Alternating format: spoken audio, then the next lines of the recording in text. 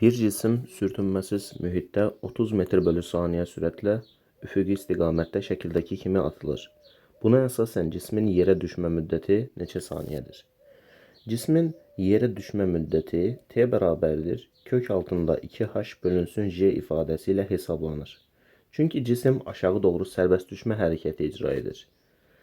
Bərabərdir kök altında 2 vurulsun, hündürlük 80 metrdir. Sərbəst düşmə təcili də 10'dur. 2'ni 180'e vuranda 160, 160'ı 10'a böləndə 16, 16'dan da kök çıxır 4 saniyə.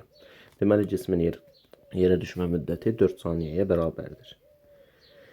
İkinci sualda, sürtünmələrin nəzərə alınmadığı bir mühitdə 20 metr bölü saniyə sürətlə üfüqi olaraq atılan cisim 3 saniyə sonra yerə düşür. Buna əsasən h hündürlüyü neçə metrdir?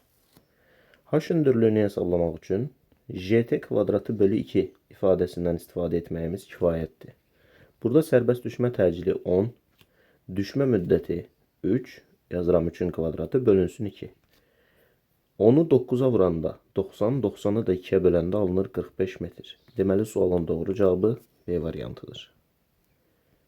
Üçüncü sualda, sürtünmələrin nəzərə alınmadığı bir ortamda 40 metr bölü saniyə sürətlə üfüqi olaraq atılan cisim 5 saniyədə yerə düşür.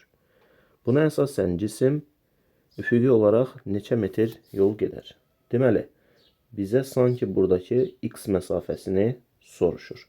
Biz bu x məsafəsini necə tapacağıq? X bərabərdir v0 vurulsun t ifadəsi ilə hesablayacağıq. Çünki cisim üfüqi istiqamətdə bərabər sürətli hərəkət edir. Başlanğıc sürət 40 metr bölü saniyə. Zamanın 5 saniyə olduğunu bizə verir və 40'ı 5'e vururuq. Buradan 200 metr yol getdiyini tapırıq. Sualın doğru cavabı A variantıdır. Dördüncü sualda, sürtünmələrin nəzərə alınmadığı bir mühitdə bir cisim 60 metr bölü saniyə sürətlə üfüqi istiqamətdə atılır. Buna əsasən cisim neçə metr yol gedər? Deməli, gəlin biz burada birinci növbədə neçə saniyəyə düşdüyünü hesablayaq. Kök altında 2h bölünsün j yaza bilərik. Bu da bərabərdir kök altında 2 vurulsun, hündürlük 45, sərbəst düşmə təcili də 10'dur. Buradan 2'ni 45'e vurduq, 90, 90'ı 10'a böldük, 9, 9'dan da kök çıxdı, 3 saniyə. Buradan biz, bax, yenə üfüqi istiqamətdə getdiyi yolu, yəni bu x məsafəsini hesablayacağıq. O zaman yazırıq x bərabərdir v0 vurulsun t. Başlanğıc sürət 60 metr bölü saniyə. Düşmə müddəti 3 saniyə. 60'ı da 3'e vurarıq və cismin üfüqi istiqamətdə 180 metr yol getdiyini tapmış olarıq. 5-ci sualda, sürtünmələrin nəzərə alınmadığı bir sistemdə v0 sürəti ilə bir cisim üfüqi olaraq atılır. Cismin üfüqi olaraq getdiyi yol 240 metrə bərabərdirsə, v0 sürəti nəyə bərabərdir? İndi biz yenə birinci növbədə cismin neçə saniyəyə düşdüyünü hesablayaq. T bərabərdir kök altında 2h bölünsün j. Bu da bərabərdir kök altında 2 vurulsun 180 bölünsün 10. 2'ni 180'e vururuq 360, 360'ı 10'a bölürük 36, 36'dan da kök çıxır, olur 6 saniyə. İndi bizə v0 lazımdır. Yazarıq v0 bərabərdir x bölünsün t. X'in 240 metr olduğunu bizə verir. Zamanı 6 saniyə tapdıq. 240'ı da 6'ya bölərik və başlanğıc sürət 40 metr bölü saniyə alınır. 6-cı sualla davam edirik. Sürtünmələrin nəzərə alınmadığı bir mühitdə 50 metr bölü saniyə sürətlə üfüqi olaraq atılan cisim yerə neçə metr bölü saniyə sürətlə dəyər? İndi biz burada t bərabərdir kök altında 2h bölünsün j ifadəsindən cismin yerə neçə saniyədə düşdüyünü tapırıq. Bu da bərabərdir kök altında 2 vurulsun, hündürlük 125, sərbəst düşmə təcili də 10'dur. 2'ni 125'e vururuq 250, 250'ni 10'a bölürük 25, 25'dən də kök çıxır, olur 5 saniyə. Deməli, cisim yerə 5 saniyə müddətində düşmüşdür. Vy-i tapsaq, Vy bərabərdir gt yaza bilərik. Yəni, cismin y oxu üzərində sürət proyeksiyası, sərbəst düşmə təcili 10, zamanın qiyməti 5, bunları bir-birinə vuranda olur 50 metr bölü saniyə. Cismin sürətinin x oxu üzərində proyeksiyası zaten var idi, 50. Vy də 50 oldu. O zaman v-ni tapmaq üçün yaza bilərik kök altında vx kvadratı üstəgəl vy kvadratı. Bu da bərabərdir kök altında 50'nin kvadratı üstəgəl 50'nin kvadratı. 50'nin kvadratı 2500. 2500'e 2500 gələndə 5000 olur. 5000'dən də kök çıxır, olur 50 kökdə 2. Sualın doğru cevabı deməli C variantıdır. 7-ci sualda H hündürlüyündən V0 sürəti ilə atılan cisim 60 metr bölü saniyə sürətlə yerə dəyir. Sürtünmələr nəzərə alınmırsa V0 neçə metr bölü saniyədir? İndi burada sürəti proyeksiyalasaq, deməli V0'ın bu istiqamətdə 60 metr bölü saniyə olduğunu bizə verir. Sürətin bu istiqamətdə proyeksiyası sabitdir və bu V0x elə V0'ın özünə bərabərdir. Burada bir 37 dərəcəlik bucaq var deyə biz V0x'i taparkən V0x bərabərdir V0 kosinus alfa yaza bilərik. V0 vurulsun kosinus alfa. V0 nəyə bərabərdir? 60'a bərabərdir. 60'ı da vurduq kosinus alfaya, yəni 0.8'ə. 60'ı da 0.8'ə vuranda alınır 48. Deməli cismin sürətinin x ox üzərində proyeksiyası 48 metr bölü saniyəyə bərabərdir. 8-ci sualda bir cisim H hündürlüyündən V0 sürəti ilə atıldığında 100 metr bölü saniyə sürətlə yerə dəyir. Sürtünmələr nəzərə alınmırsa H hündürlüyü nəyə bərabərdir? H hündürlüyünü hesablamaq üçün yazarıq. VY kvadratı bölünsün 2J. VY-i tapmaq üçün isə yazırıq V0 sinus alfa. Bunu kvadrata yüksəldirik. Bölünsün 2J yazırıq. Bu da bərabərdir. V0 burada 100 verib. 100'ün sinus proyeksiyası olur. 100 vurulsun 0.6. Bu da eləyir 60. 60'ın kvadratı 3600 bölünsün 2 vurulsun. J'nin qiyməti də 10. 3600'ü 20'ye böləndə alınır 80. Daha doğrusu 3600'ü 20'ye böləndə alınır 360 bölünsün 2. O da eləyir 180 metr. Deməli sualın doğru cevabı C variantıdır. 9-cu sualda sürtünmələrin nəzərə alınmadığı bir ortamda bir cisim V0 sürəti ilə atıldığında yerə 50 metr bölü saniyə sürətlə dəyir. Buna əsasən cismin üfüqi olaraq getdiyi yol neçə metrə bərabərdir? Biz indi burada birinci növbədə Vx-i tapsaq, Vx bərabərdir V kosinus alfadır. Yəni Vx bərabərdir 50 vurulsun kosinus 53. O da 0.6'dır. 50'ni de 0.6'ya vuranda alınır 30 metr bölü saniye. V'yi tapsaq, Vy bərabərdir. 50 V vurulsun sinus alfa. Yəni 50'ni vuracağıq 0.8'ə. Bu da eləyəcəkdir 40. Deməli Vy 40 metr bölü saniyəyə bərabərdir.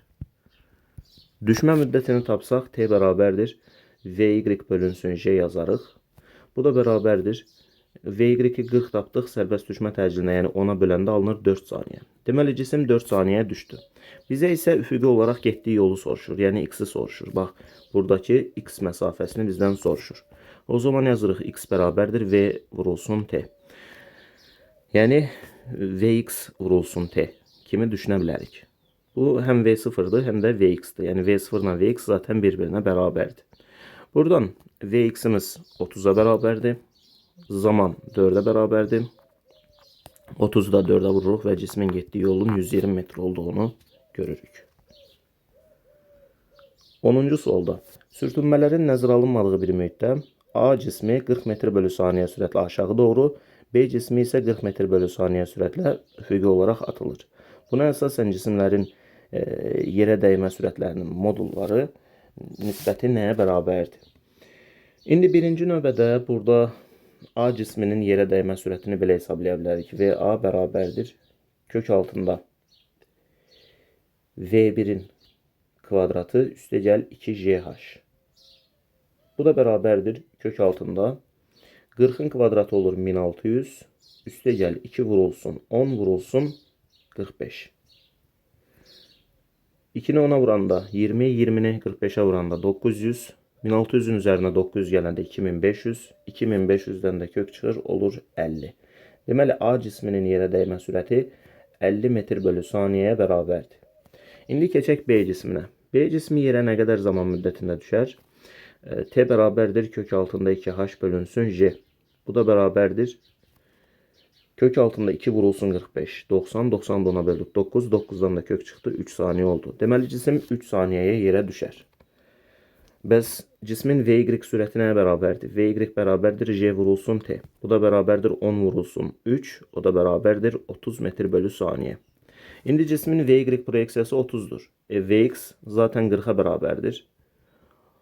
40 metr bölü saniyə. Burada VB-ni tapmaq istəsək yaza bilərik. VB bərabərdir kök altında 30 metr bölü saniyə ilə 40 metr bölü saniyənin kvadratları. 30'un kvadratı üstəgəl 40'ın kvadratı. Bu da elədir 900 üstəgəl 1600. Kökdən çıxar olar 50 metr bölü saniyə.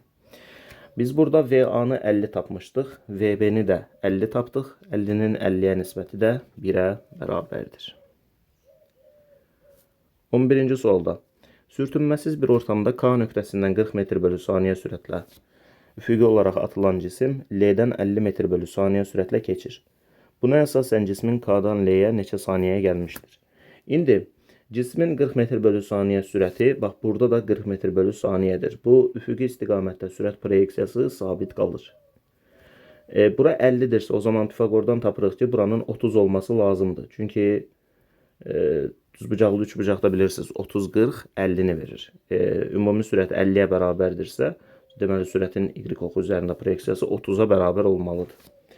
Biz buradan t-ni tapsaq, t bərabərdir Vy bölünsün j yaza bilərik. Buradan t bərabərdir. Sürətin y oxu üzərində proyeksiyası 30'dur. 30'u bölürük sərbəst düşmə təcrinə, yəni 10'a və burada cismin K-dan L-yə gəlmə müddəti 3 saniyə alınır. Deməli sualımızın doğru cavabı C variantıdır. 12-ci sualda sürtünmələrin nəzərə alınmadığı bir mühitdə bir cisim 20 metr bölü saniyə sürətlə üfüqi olaraq atılır. Cismin üfüqi olaraq getdiyi yol x ilə h hündürlüyü bərabər olarsa x neçə metrə bərabərdir? İndi h hesablanır gt kvadratı bölünsün 2 ifadəsi ilə. X isə hesablanır v0 vurulsun t ifadəsi ilə. O zaman bunlar bir-birinə bərabərdirsə, düsturda elə bərabər edirik v0 t yazırıq. Buradan t'ləri ixtisar aparsaq, geriyə nə qalır? Gt bölünsün 2 bərabərdir v0. Buradan biz t'ni tapa bilərik. T bərabərdir. J'ni burada yazarıq. 2v0'ı da yazarıq burada. O da bərabərdir 2 vurulsun. v0 20'ye bərabərdir. 2 vurulsun 20 bölünsün 10. 2'ni 20'ye vurduq 40. 40'ı da 10'a böldük. Alındı 4 saniyə. Bunu biləndən sonra x'i tapaq. X bərabərdir v0 vurulsun t. v0 20'ye bərabərdir. 20'ni vururuq t'yə, yəni 4'ə. 20'ni də 4'ə vuranda alınır 80 metr. Deməli sualımızın doğru cavabı Y variantıdır. 13-cü sualla davam edirik. Sürtünmələrin nəzərə alınmadığı bir sistemdə K nöqtəsindən 40 metr bölü saniyə sürətlə atılan cisim şəkildəki trayektoriyanı izləyərək L nöqtəsinə çatır. Buna əsasən h hündürlüyü neçə metrə bərabərdir? İndi bura 37 dərəcədir. O zaman düzbucaqlı üçbucaqda bura 53 dərəcə olar. Bilirik ki 37'nin qarşısı 0.6 K'ya bərabərdir. 53'ün qarşısı isə 0.8 K'ya bərabərdir. Və buranın da K olduğunu fərz edək. Bax 37'nin qarşısı 0.6, 53'ün qarşısı isə 0.8'dir. Bu bir qaydadır. İndi biz burada nə deyə bilərik? H hündürlüyü hesablanır gt kvadratı bölünsün 2 ifadəsi ilə. Bunun da 0.6 K olduğunu biz dedik.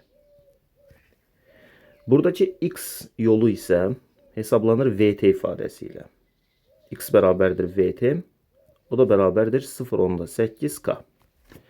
İndi buradan biz tərəf-tərəfə nisbət tapsaq, yəni gt kvadratı bölü 2'ni vt'yə bölsək, alınar nə?